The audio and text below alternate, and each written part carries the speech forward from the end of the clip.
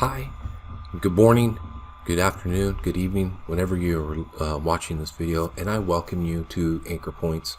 I'm Tony, your host, and I'd like to take this moment just thank you for stopping by and watching this information as I'm trying to help every one of us be anchored in the Word of God and being anchored in Christ.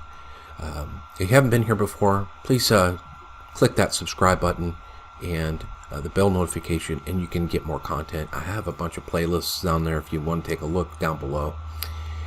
Today, have you ever been tempted to the flesh? Have you ever been tempted to do something or have something that you probably shouldn't do?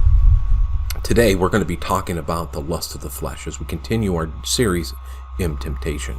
Temptations are all around us. So let's get into it, okay? We're going to open this passage with Ephesians 4, 20 through 32. I'm going to read those verses, and you can open up your Bible and capture it with me. If you have a different version, it may not read the exact same way, but the sentiments here are correct here, okay? So Ephesians 4, chapter 4, verse 20 says, "But ye have not so learned Christ." Okay, so we have to go back to verses 1 through 19. So maybe you can do that on your own study, okay?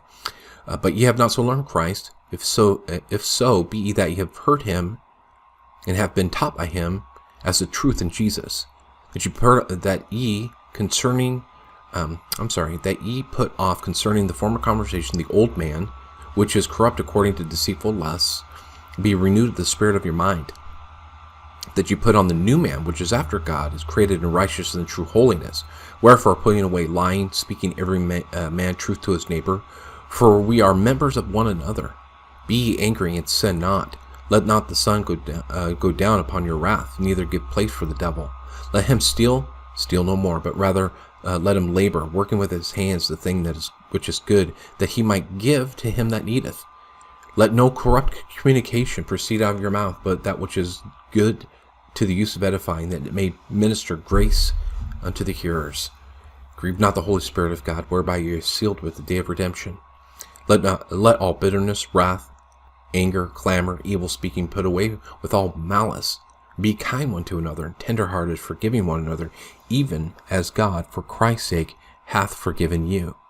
In these verses, we see how there's a specific way that we need to run our lives.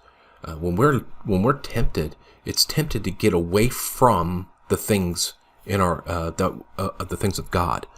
And here we're talking about the lust of the flesh.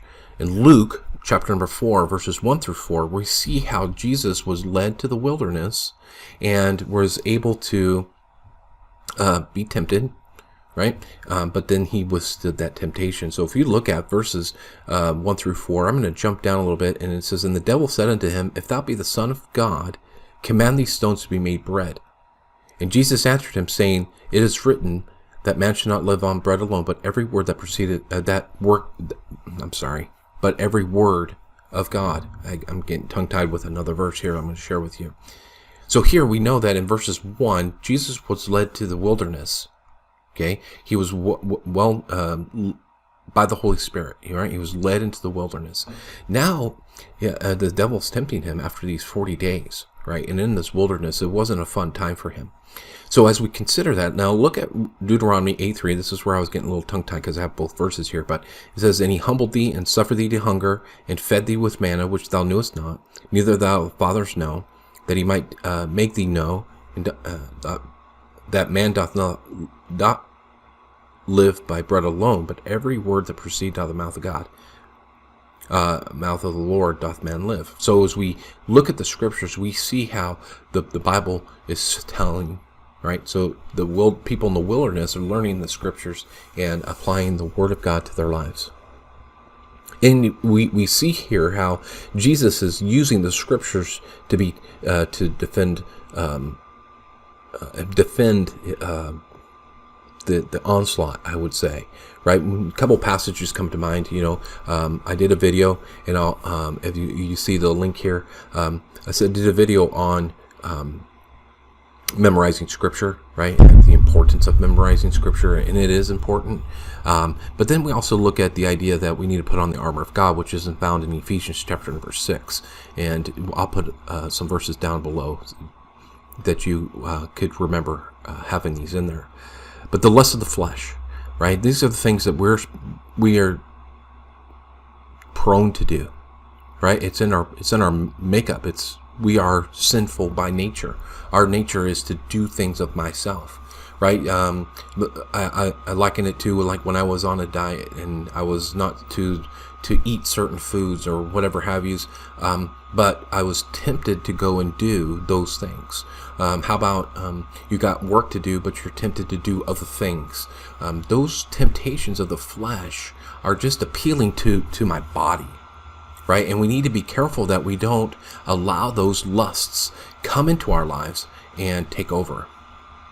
The context here is that Jesus is being initiated into the ministry as he's gotten to the wilderness, right? So Jesus is not looking to do anything here other than just show his humanity, right? It's important that we understand that. And I'm going to put some links below how you can go and search out this idea of Jesus being human. He was 100% God, 100% man at the same time. How he did it, that's on God. I'm not real sure, but I take faith in that.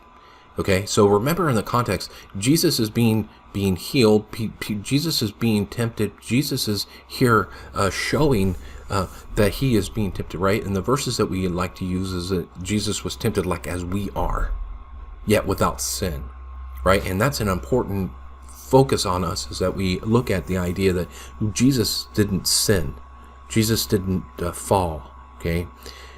We fall, right? And going back to the analogy, when I was on a diet or I had work to do and I decided to do something else, I was tempted to do something else than I was supposed to, right? Obedience is of God. We need to be right with God.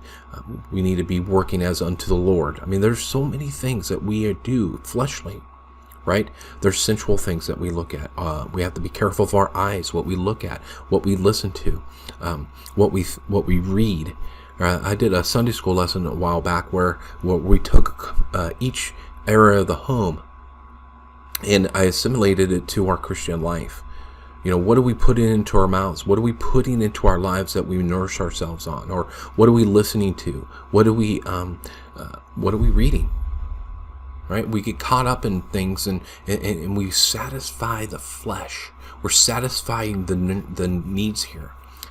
But God has things in our life. Food is good. Food is what we need. We need food to live. We need water. We need to be able to be sustained. We need to have energy. But, you know, I've gotten into some food. I like eating. But when does it become gluttonous? And when does it become something that is not helpful? Or I've lied, not being true because I didn't want to get in trouble. Why is that? You know, that I'm looking at myself. I'm trying to protect my flesh. Another verses that come to mind is in Genesis chapter number 3. Eve was tempted of the flesh, right? She looked at the fruit of the tree and she said, you know what? That's going to nourish my body.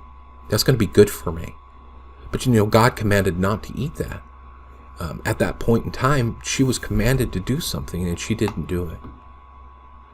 So I ask you, put your comments down below. I ask you, as Christians, how should you respond to temptations?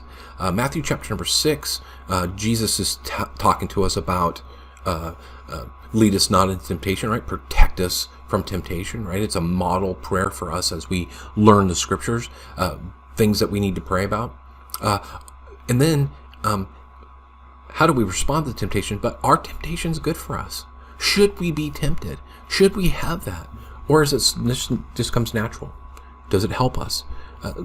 Put your comments down below and let me hear what you have to say. What are some areas that you can defeat temptation? We see that Jesus used the scriptures.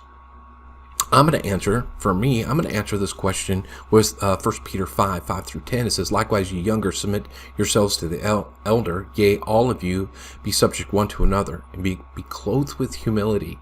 For God resists the proud and giveth grace to the humble.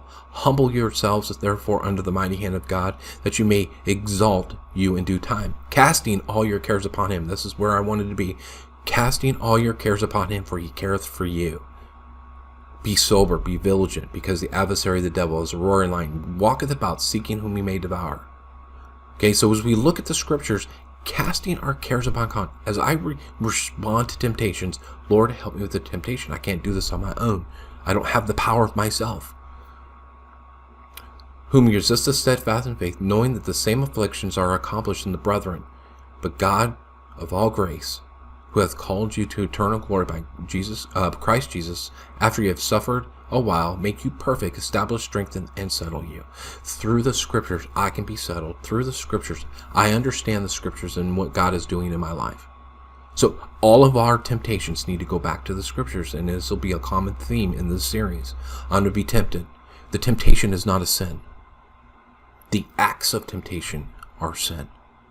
Right? So the lust of the flesh. Right? Are we indulging in things that we shouldn't be? Right? We talk about our different senses, right? What I hear, what I see, what I eat, what I put in my mind, what I put in my body, what I'm doing. Are they honoring God? And in these scriptures, it's my intentions that we are anchoring our lives, every area of our life, in Christ. So until next time, like, subscribe, comment down below. I'd really appreciate it. And I hope you have a great day.